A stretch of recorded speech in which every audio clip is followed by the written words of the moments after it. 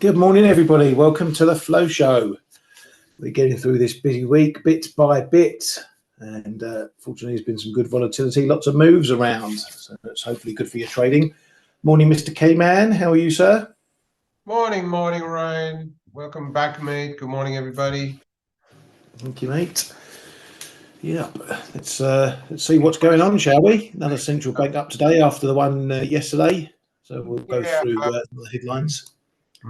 Next time we'll be warned when you take a day off. It's probably been one of the busiest days, data and event-wise, for a while yesterday. Yeah. Well, can't be there all the time, I'm afraid. And I was getting a free lunch out of it, so profits all round as far as I'm concerned. Oh, can I get one too then? Sorry? Can I get one too then, a free lunch? You can always have a free lunch, mate, when you're working at home. Well, right, let's get stuck into things. There was a story dropped yesterday that the Bank of Japan are potentially looking to exit their ultra easing next year, according to a Reuters piece. They say, though, it will need some favourable conditions to do so successfully. Bit of a blindly obvious statement there. However, the main piece from that story was that many of the BOE members see the likely timing of an exit as around spring next year. So putting a little bit of a time frame on it, we were sort of there or thereabouts, Q1, Q2, as to when they might do something. But that sources piece maybe adding a bit of fuel to that fire on that front. Not that there was much reaction in dollar yen on that, a little bit of a wobble, but didn't last very long. Norges Bank, they kept rates at 4.25% as expected, though they still see the rate going up likely in December. They do add that whether additional rate hikes will be needed depends on economic developments.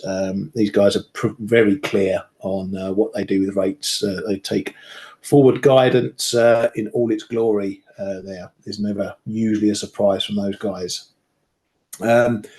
S&P's Jordan says that they don't rule out future rate hikes either. We did get some CPI data from those guys today as well. CPI coming in at 1.7% as expected and previous. Their core number coming in a little bit hotter than expected and previously, up 1.5% versus 1.4% estimated and a prior 1.3%. But all measures still below their 2% target. Over at the good old ECB, there was a sources piece out yesterday. Nothing huge, but apparently they were talking about what they're going to do with deposits, government deposits, cash deposits at the bank, because they've got a lot of money parked up there. So they're going to discuss, whether they're going to keep remunerating those deposits there. They decided to postpone making a decision until next year, the usual ECB can kick, because they're concerned that lowering the maximum interest rate paid on those deposits could have unintended consequences. We know they've got a big tiering system going on there, and it's just one of the measures that they'll be looking at to adjust so they don't pay out too much just to have governments park their money up. ECB's not says that restrictive policies are likely needed for some time and that the current policy stance is a good cruising altitude. So one of the hawks over there happy with rates as they are at the moment. Coming over to a bit more of the data, and particularly yesterday, we got some big data, manufacturing data. PMI is coming in. Manufacturing PMI, the S&P global number matching the flash number at 50, so keeping that contractionary level there. But ISM, a different story altogether, falling further into contraction, 46.7.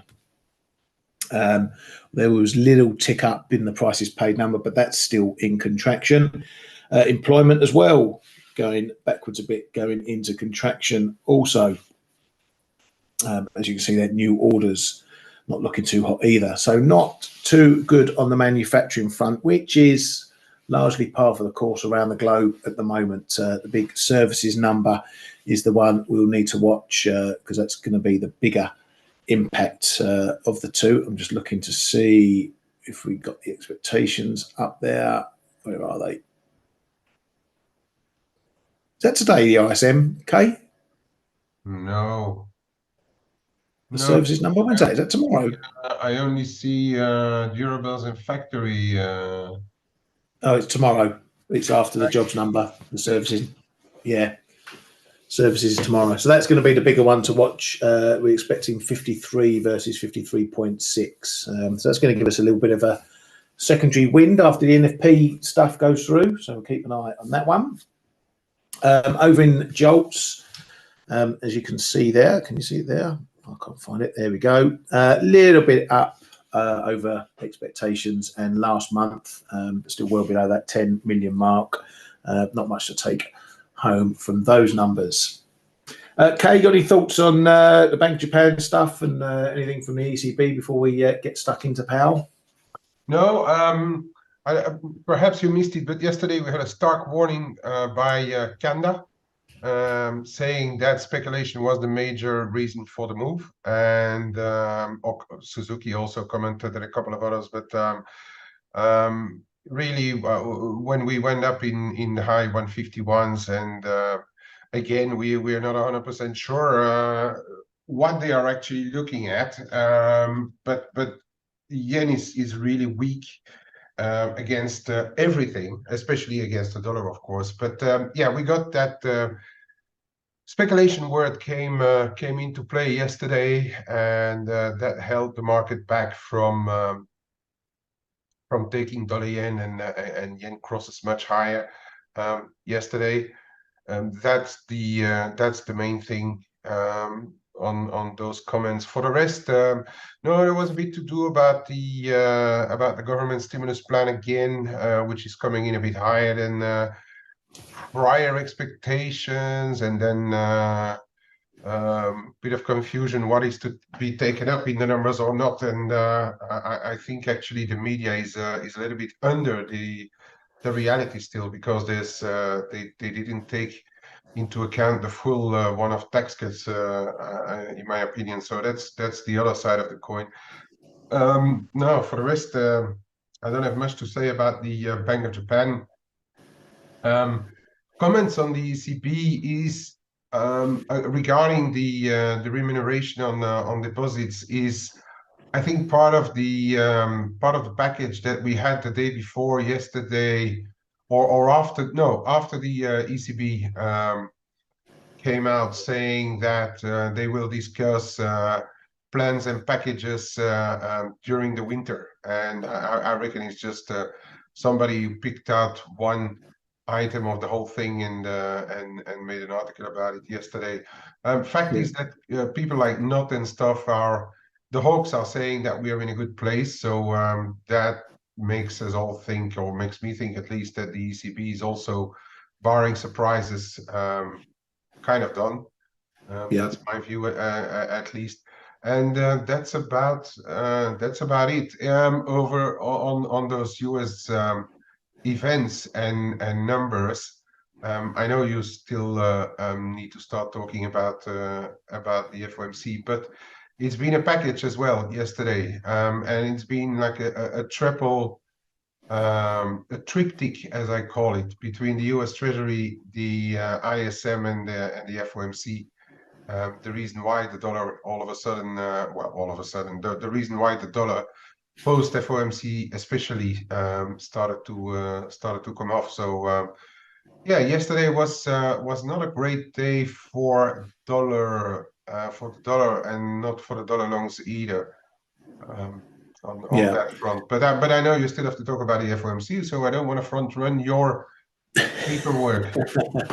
No, I haven't got too much to say, because there isn't that much to say. Well, but there is one thing to say, and opinions are opinions, okay? But I find it the most unhawkish meeting in a good while. Yeah, Mark said that had a bit of a slip up a few meetings ago, but I think this one as a whole, there is more talk about stricter financial conditions.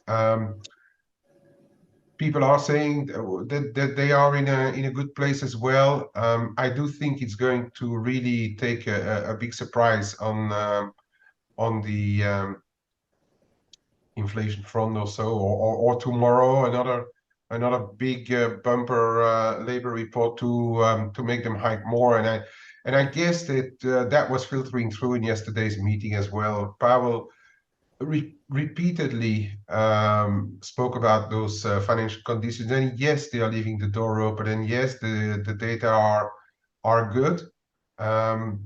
But he did talk a bit about the being more restrictive in the financial conditions. What makes me think that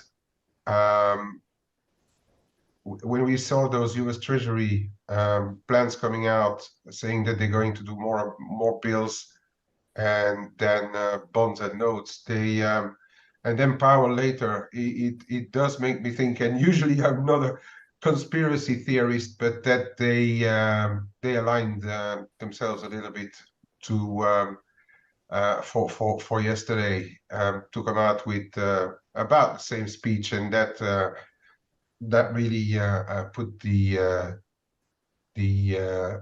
train or boat or whatever in motion, and then helped with the weaker ISM. So it's been a very weak day for the dollar yesterday, in my opinion. Yeah. I mean, I only had the privilege of just reading back over the headlines of Powell, so I didn't hear it live or whatever. But he seemed to walk the same, give with one hand, take with the other stance, hawk dove scale, restrictive stances, putting downward pressure on the economy. But the question is, should we hike more? The next question, how long will we keep policy restrictive? And, rate cuts haven't come up in a discussion. We're close to the end of the cycle, blah, blah, blah. It's the same old thing. I think the last hike is now sort of wrapped up in the emergency break glass box rather than actually being a tool on the table. It's moving further away from actually happening. But as I mentioned, if we keep getting this string of good economic data on the rest of it, things might heat up again. But I wanted to ask you about the Treasury thing, because I saw the headlines that they've upped the refunding by 9 billion or something, and they've gone through what they're doing with the different pace of what they're doing in what bills, notes or whatever. They're going to increase 2 to 5 year notes by 3 billion per month, going to keep the bill auction sizes the same in November. Is this anything in that for us, or is the market just going to read it, suck it up, adjust to it and move on? Yeah, no, the message, and that's what I've been saying before as well. The message is in the balance of what they are going to do. If they would have said, like, we are going to do more of those of the long end, then you would have seen the US 10s likely temporarily at least shoot through 5%. The US 30s keep 5%. But if you look at the effect that it had, and actually with some delay, we had a first little round, then it stabilized. But actually, if you see with some delay, then all of a sudden the longer end started to react, and a lot more than the short end, which is not yet a lot, but which is, for instance, putting some stuff back into inversion, which it wasn't anymore, and widening very small the inversion again between the 2 and 10s, for instance, and that is also a factor that really it's mechanical nearly or model driven or whatever, that puts a little bit of weight on the dollar. And to come back on Powell, just the last line, I do think that he really spoke more about the effects that higher yields are having on the economy, and that they now started to really note those kind of effects. So in that case, in that sense, that is where I'm saying is probably the most unhawkish meeting globally that we had since maybe not since they started to hike or so, but I mean, it's not a dovish meeting by any means. The higher for longer message is still there. The data are still what they are, and one ISM doesn't make a winter, right? Especially Yeah. not the manufacturing one, but it's just a thing where the market says like, hang on a bit. I mean, this is perhaps not the market to be blindly long dollars, blindly short bonds, and things like that. We have to reassess.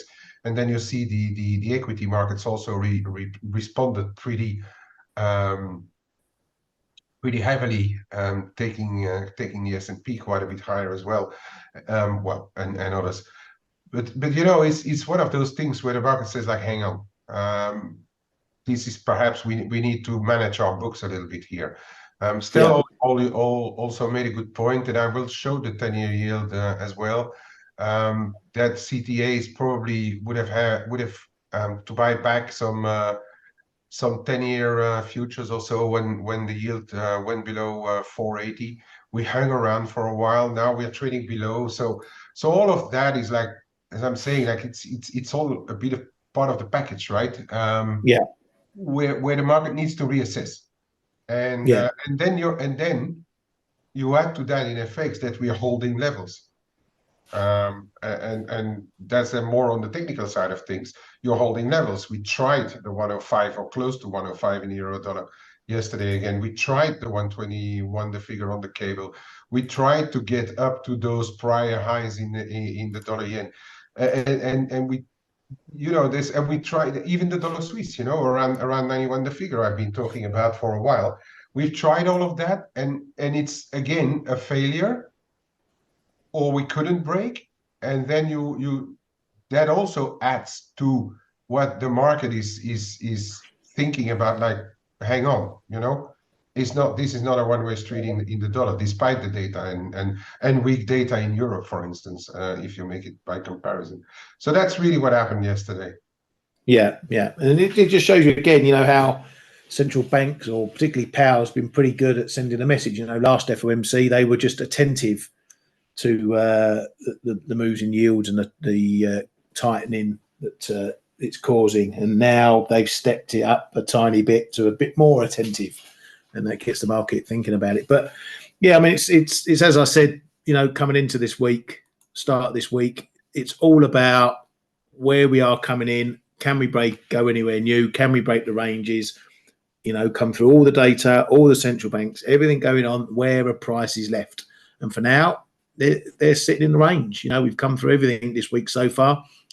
We've had a test down near 105.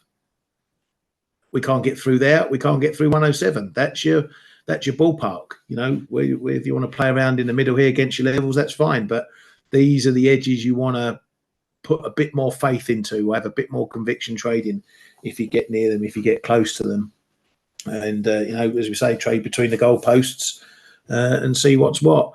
I mean, dollar yen, the reason I went short the other day was I was just thinking perhaps there was a bit of too much month-end stuff going on in this. You know, I couldn't see the Fed being uber hawkish yesterday, and I just felt, you know, maybe this is a bit of a time to try and see if we can pick a top up here. I wasn't liking it when I got in at 150, 140, and we were rocketing up to 70s. But, you know, I thought, really, can we do more on the back of the FOMC and, you know, seeing what the data's like and that? And as Kay says, you know, the dollar took a little bit of a pasting, but here we are. You know, the level that I'm going to be talking about is 150. That's my marker for this downside move now. If this is just a bit of a fake break this week, then we head back under. If we hold it, then we keep the break well in play, and maybe then we take a look at the highs and get those 152s that a lot of people, and that prior high that we had up here back, you know, in 2022. You know, that keeps it in play if we can stay above this 150. But if it gets under, then we're probably going to go back in this box, and then we'll be watching, you know, 148s, 150s again for a while longer. And if you want, I can show it later. Stay on there. But if you widen it up a little bit, do the 4 hours perhaps also. Oh, yeah. But zoom in. If you take put a trend line, so to zoom out a little bit. Zoom out to be a little bit longer. Yeah, take that high around February. Take that high around February, March earlier. There. Oh, No, where am I February, going? March. There. Yeah, and then you Yeah. draw a line over the next high. It should take you up to 152 as well. Oh, somewhere up there. Yeah, see what I mean? Yeah. And that's why I've also been saying that 152 should a little bit be of a hot level up there in the room as well. Yeah, you know what? This yen is a bit of a strange one to me. Yes, we are having all those stark warnings now because the speculation word is back there. But then if you look around on the crosses, yen is still not gaining back much against anything. I mean, the only outlier may be a bit of the Swiss, but that's because of the Swiss has been trading weaker as well. But yeah, I Yeah. mean, we are lower than the highs. But if you look at euro yen, we're still trading close to 160, And if you take stuff like the antipodians yen, though they don't give any signals of saying like we are done here, yeah. Yeah, exactly. I mean, the euro just remains fairly bullish, all round. It keeps coming back from the Yeah, dips. You yeah. keep thinking, oh, this is it. It's made a top, and now it's going south again. But it's not. It's coming back everywhere. It's coming back on the crosses. Not Euro really against sterling. not really against the antipodians because that was my month-end play. Yeah, Because euro got really bought against everything into month end, and that is going pretty okay because the antipodians are risk currencies as well, and they we had to give back some of those euro pairs, right, into the end of month. It was a bit too obvious that it was euro buying for rebalancing. We saw it during 3-4 consecutive sessions in the European session that euro just got bought versus everything. yeah. I mean, Aussie dollar's looking pretty Very, healthy once again, very and good. yeah, it just seems like the commodity block, if you like, is going a little bit bid at the moment. But we're still not breaking back above the trend. I could stick a trend line across there, something like that, just a rough one. If you want to take it, oh no, I won't. I've got it all magnetized and whatever. Let's take that off. We've still got this sort of downtrend happening here. Keep making those fresh lows. It keeps the pressure on this whole real trend. So until we still don't start breaking some of these highs, and particularly up that 65, it's a range play. Yeah, I know. Yeah, absolutely. And But reversals always start from the bottom. yeah, exactly. But I want to see better price action than this. I want to start seeing some higher lows coming in now, because then you can put a bit more faith in that low. So we may have one here if we dip from here maybe to 63 and a half and hold it and then move up, then you're starting to build something. But when it was looking constructive here, you got 3 decent lows, but then it breaks it and that just washes it all out again. And we've spoken about this with the Kiwi. We had the similar pattern. Then we got the holds, the higher lows, then the hold above it, and then you get in some movement, but you're still not busting the upside. And then the trend comes right back in again and slaps you in the face. And here we are doing all the hard work again, having to get above this 59 area again. So it's, you have times, I mean, this is, 2 months or a month between August and September where you might have something to cling to if you're trying to catch that knife, and you get some rallies and it holds the support. But then when it breaks again, you've got to reset the clock and go back to go back to go, as they say in in Monopoly. the Kiwi. It's not snakes and ladders. Yeah, the Kiwi has made some really decent recovery since that weaker jobs report that we had. The day before yesterday, late night. was a bit weaker, that jobs report, and then all of a sudden, well, I mean, good for me because I got done on on a euro Kiwi.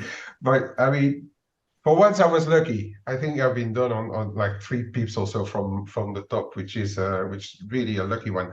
I've covered it, by the way, this morning because just because of that jobs report. I'm a little bit more constructive on the Aussie versus the Kiwi on the back of that. But remember, we were talking about this 59 level in the Kiwi already 3 months ago. Yeah. So we have to talk about it again on the Kiwi dollar because we're trading back on it again. So still looks like a bit of a obliged stop along the tube line, right?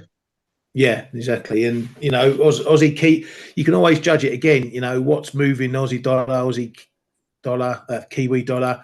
You know, when you look at Aussie Kiwi, you know, yeah, we're maintaining this uptrend, but we're, again, struggling up at these levels. I've got put out the balance of my short from the other day at 40, but it's still not breaking and holding above.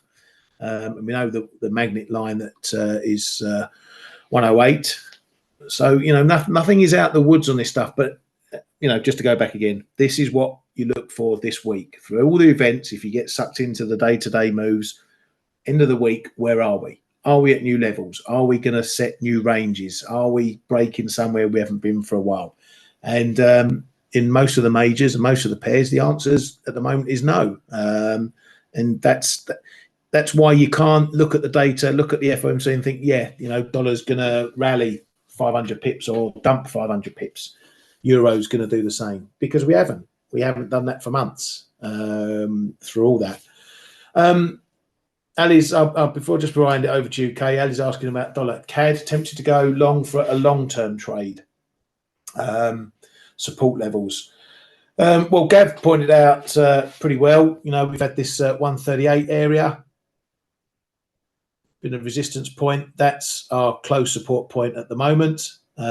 We've run into trouble 139s, big numbers 140s.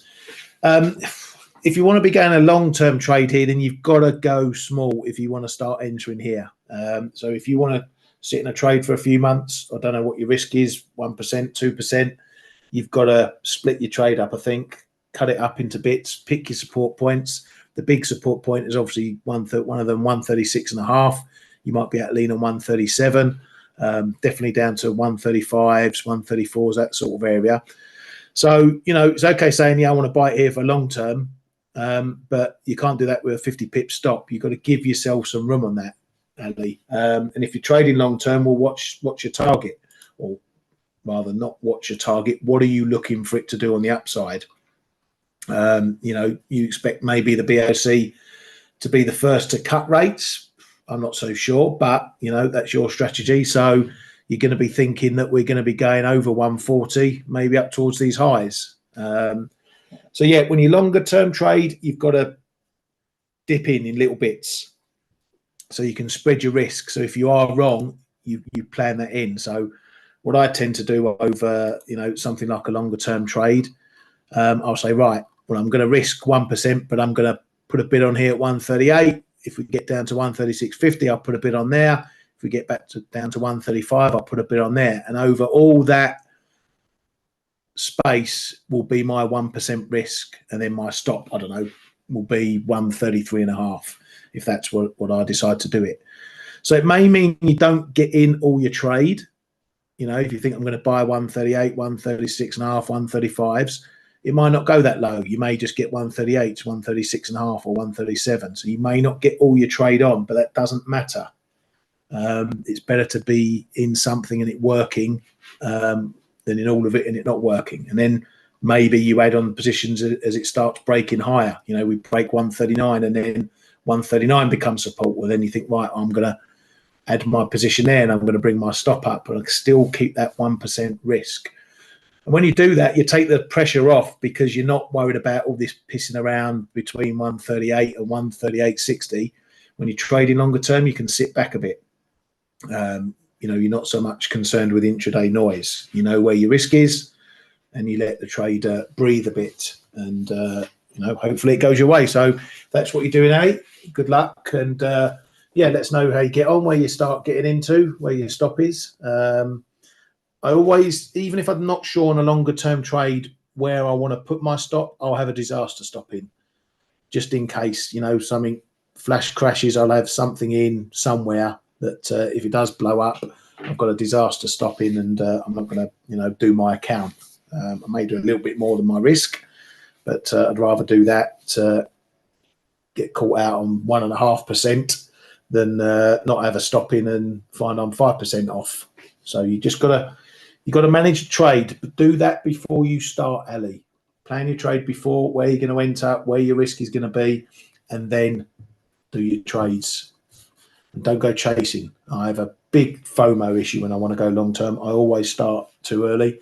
And what I usually do is just put a little tiny slither on, just to kill that FOMO, at a high level or something like that. Anyway, Kay, do you want to have, just grab a few pairs? Yeah, do you want to have a chat about the BOE while I take the Oh yeah, we've got the old BOE, haven't we? Yeah, go on yeah. then. BOE. What should we do for the BOE? Okay. Right. Let Um, me start by showing the differentials. So we had this blip in sterling differentials after the on what happened yesterday. We had a bit of a shocker when Asia came in as well. When Asia came in as well, late last night. But this is what happened after the FOMC basically.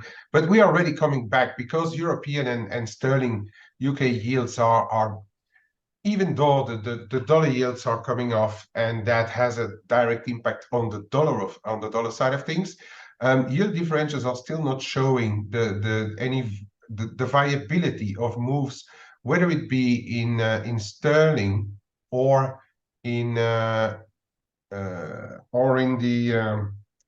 euro moves. But again, and I've always said and repeatedly that differentials are not the only thing we need to look at. It's just a guide, okay? But if you look at the European and dollar differentials short end, they're still there. I think we are going to have to look at a little bit at the longer end of stuff, but we don't always have the time to look at everything over here. But if you look at the short end, and that is a bit in line with what the US Treasury then told us about bills and notes and stuff. It's still not supporting a longer term or a bigger, huge reversal in the euro dollar. But again, as I said, this is only a guide. Okay, there's much more going on in a market than what differentials may show us. Otherwise, the market would always just be following those differentials. So yesterday we had a bad day for the dollar. After trying to get back below 105.20 here, we did briefly, but we didn't even come close to the 104.80, 105 the figure zone, and now we are bouncing again. We are back into this 106.35.50 zone. But again, the 107, stretch it even if you want to 107.25. But the 107 is really where we are going to have to monitor what happens to especially the dollar side of the pair, okay? Because still, to me, there's not a lot that warrants a big rise in euro. And I'll show you the euro Kiwi, the euro Aussie, for instance, later. But on the euro dollar side, we can't rule out, especially with what's rating. This afternoon, not so much, although we had a little bit of a stir in the market when those continuing claims came out last week. So we are going to have to keep an eye on those. But I think tomorrow it's Friday for a starter, and we've got the NFP and the ISM services coming out. So tomorrow is going to be another big day for the dollar side of things. All right. So in the meantime, we can't rule out that the market is trying to tell us that it's enough in dollars right now. We're going to have to look at this one in dollars. Okay. So do I have it here? Yeah, I have it. So we had the 480, of course, where the market was trading around. We had those. The 5% is now really key on the top side. We will see as data come in, as the refunding program kicks in again, we will see whether this gets revisited or not. But to me, I think the real panic zone will likely more be around here, and that's somewhere 454, 460. That is your longer term break zone. We had a bit of a move below, and then the springboard to go up to 5% in the 10 years. Yes, we are coming off because that yesterday trilogy really weighed on the US yields and on the dollar. So yes, we have to see what happens around 477, 481. Especially tomorrow, I think. But for the panic to set in the market, I think we are going to have to break this zone here, and then we are going to talk about the lower end of the 4% again. Is it warranted right now? Again, as I said on the beginning of the show, it's not one ISM manufacturing that is going to change the whole picture for the dollar. It's also not a couple of billion of dollars differences in the funding, in the US Treasury funding, that is going to make a big difference. But the balance of what they are doing between bills, notes, and bonds is of some importance. And the Powell giving us a bit of an unhawkish meeting yesterday is making the market think. Okay, so but I would really pay close attention to what happens for stretch it to 450 here, 450, 460 on the US 10s. If that if we get into there and then we start to go up again, then I reckon your dollar is going to get some of it back. We have to talk about the Bank of England, Ryan, okay? Yeah, sure, mate. So first of all, where are we at? Okay, and we're going to do it a bit in reverse, if you don't mind.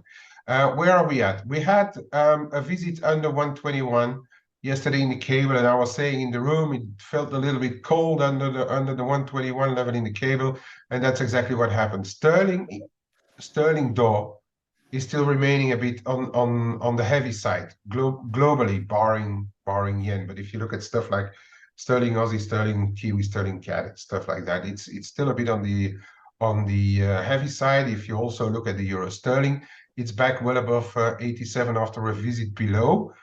We are running into the first resistance here around 121.90, 122.05. Above there, we are going to have like resistances every 25, 30 points, but the big zone is still going to be the 123.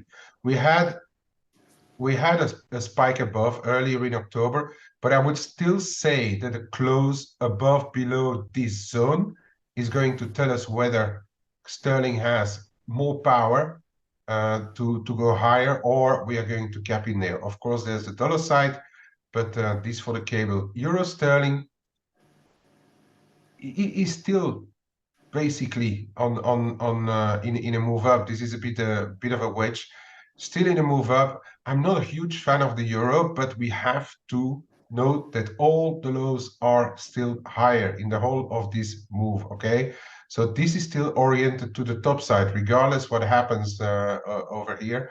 Yeah, we haven't traded it very well, but because we wanted to be defensive. But it's still, if you look at it overall, it's still in a move up.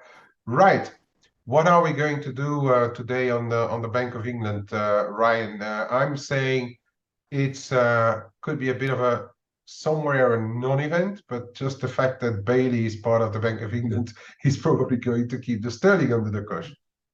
Yeah, I mean, you know, last meeting it was a split decision, 5 voting for unchanged, 4 voting for a hike. This time it's expected to be 6 for unchanged, 3 for a hike. We have got Sarah Breeden, the new Deputy Governor, in, so it's a bit of an outlier there. I think there's probably a greater chance we get a 5-4 than the market might expect, just to keep that message, and it's just only a message that a hike is still on the table.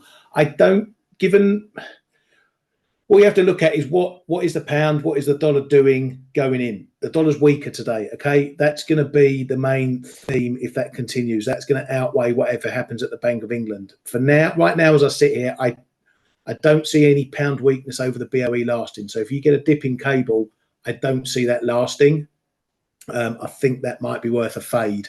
So that's something to look at cable. If you get a knockdown to those 121 lows, that might be something worth jumping on, because what's happening in the dollar is going to take over later on. For euro sterling, I think if you do get something a bit hawkish, again, is it going to last? The euro's the stronger currency at the moment, so a dip in euro sterling, I might be inclined to have a go again, just nipping a dip in there around that support area, 86, 80, 90. Yeah, and the thing is as well, I'm not saying you're protected, but for somebody who wants to buy a dip here, you've got support coming in below there, all the way down to, let's say, 86.55-ish, from 86.70-ish. You got like 15 points here, where every 5 points you can find support. So if you hide your stop below there, you know that if it breaks up 86.5, you're probably wrong. Lastingly break sub 86.5, you're probably wrong. But there is indeed a fair chance, looking at how this euro sterling trades, that this could go a bit higher still. And I agree on the cable because of the dollar, and that's why I left a couple of flyers out in overnight to get short sterling Aussie, but of course, I mean, I wasn't done, because it never even bounced the peep overnight. But this one looks a bit fragile to me as well. It really looks as if sterling, okay, and you have to really differentiate what you do when you do a currency. We always said that if you trade a currency, if you want to buy a currency, look what it is the strongest against, or look what the other side of the pair, which currency is trading the weakest for now. And if you do the opposite, if you look to sell a currency, you have to look at which currency is behaving the better against that particular currency right now. And we can safely say that since yesterday, trading cable on the short side is a bet, is more of a bet than trading dollars on the short side, right? So we have to differentiate which currency is the strongest against which other currency. I think that pound Aussie is similar to cable. If you get a bit of hawkishness from the BOE and that rallies, again, you've got to think, well, maybe the Aussie trend is going to reassert itself, and people are going to hit the rally in that one. And it's times like this, you don't have to worry what your thoughts are on the Bank of England. It doesn't matter whether you think they're hawkish or dovish or whatever.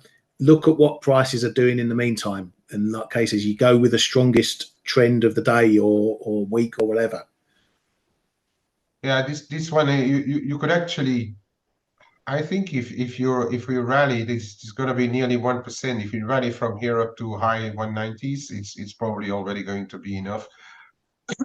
But of course, I think the big resistance lies somewhere up here. But if Bank of England is a bit weak, this looks like this break can take us down into the 86s, really. But okay, that for this pair. But on the Bank of England itself, the problem is that Bank of England will send a message to the market which is purely based on inflation if they want to stay more hawkish, and because they cannot really base it on extraordinary good data. And again, I compare to what the US is doing. In the UK, we are expecting like 0.5% growth or so, quarter per quarter, the 1% max. PMIs we have seen were average at best. There's more articles out that the construction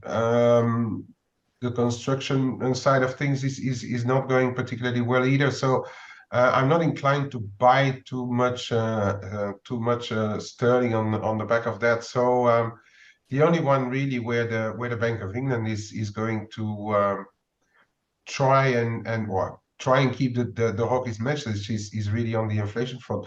But very interesting what you said, because if Breeden, for instance, sides with the more hawkish side of the council, we could get this 5-4 vote, and then the market will probably jump a little in the sterling, right?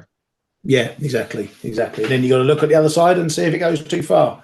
But anyway, we've hopefully given you some good two-way thoughts for the Bank of England, especially. There's reasons to go long, there's reasons to go short if it happens. So yes, I think unless you got something else to show, Kay, we'll call that a day. No, not really. I mean, just a bit of a cloud action on the 4 hour in the dollar yen, where we stopped right here. But I could show a lot of stuff. But just one thing we have in the Q&A, we have anonymous attendee. It would be nice if we see your name so we can name you. As a swing trader with a day job who wants to spend a little time looking at charts and looking for currencies to target for range trading, do you have any currency pair suggestions that stick to ranges generally? If you have a day job, first of all, it doesn't make things easier. The thing though, if you want to be a swing trader, so de facto you're going to be a little longer term, right? So that cancels a bit of the noise of daily moves. If you also coming back to your day job thing, that means that you don't have like hours and hours and hours of time to look at what's happening and look at charts. So the first thing that I'm going to suggest you is to stick to just very few currency pairs. So you can trade majors, for instance. You can trade euro, dollar, you can trade sterling, you can trade yen, Swiss, Aussie, Kiwi, depending on where you are. If, for instance, you are in a zone like Australia, you may be looking at stuff like Aussie, Kiwi. And if you are in Europe, I would stick to the traditionals, the euro dollar cable. But even though you don't have too much time to look at stuff, I would still try. You don't always look at only at charts, okay? Ryan and I look a lot on the fundamentals. Do take time besides your chart study to see what's really going on with the economy of a particular currency. You have to be up to speed with the data. You have to be up to speed with what central bankers are saying, because they drive the market. The best example was, again, Powell last night. The market really started to move once he was done. You have to stay up to speed with what's going on, not only look at beautiful pictures, okay? Because that's then you're going to miss a part of the market. So that's the thing. And because you have to do that, I think you need to be aware of what's going on the fundamental side, though that gives you a little less time to really study charts in depth.